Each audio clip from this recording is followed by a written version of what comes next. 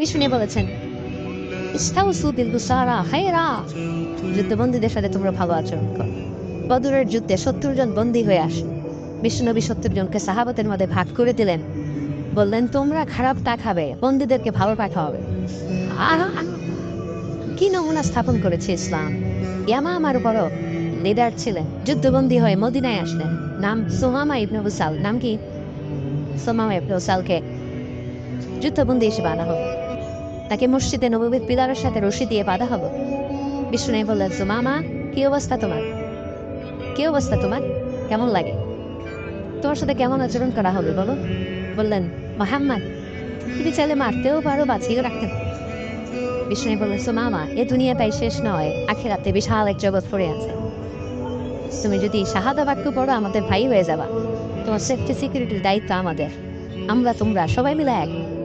তারপর একে একে বিশ্বনবী তার সাথে ইসলামের সৌন্দর্যগুলো তুলে ধরলেন।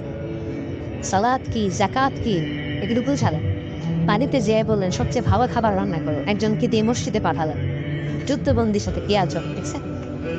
এরপরের দিন বিশ্বনবী আবার তাকে ইসলামের দাওয়াত দিলেন। এরপর বাড়িতে এসে একজনকে বললেন, যা আমার ওই উটের দুধ দহন করে তাকে এক পেয়ালা গরম দুধ দিয়ে আস। না না, আমরা জামাই কেউ তো এরকম সমাদর করি না, কি বলে।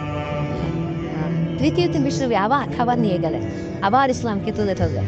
সুমামা তো অবাক, যুদ্ধবন্দীদের সাথে মুসলমানরা এরকম আচরণ করে। 3 বছর বিশ্বনবী 3 দিন ধরে লাগাতার যখন ইসলামকে প্রেজেন্টেশন শেষ, বিষ্ণু বলেন, যাও এবার সুমামা ইবনে উসালের রশিটা খুলে তাকে ছেড়ে দাও। সাহাবারা বলেন কি ইয়া রাসূলুল্লাহ, ভয়ঙ্কর, বিশ্বাসঘাতকতা করবে, মেরে ফেলবে আমাদের। বিষ্ণু বলেন, না, আমি যা জানি তোমরা তা জানো না, ছেড়ে দাও। সুমামাকে ছেড়ে দেয়া হলো।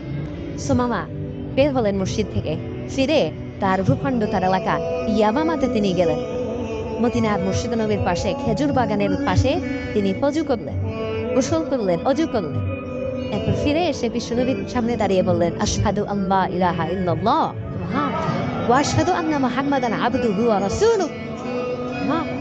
আমি সাক্ষ্য দিচ্ছি আল্লাহ ছাড়া কোনো ইলাহ নেই, আপনি আল্লাহর প্রেরিত রাসূল। হে মুহাম্মদ, আপনার চাইতে নিকৃষ্ট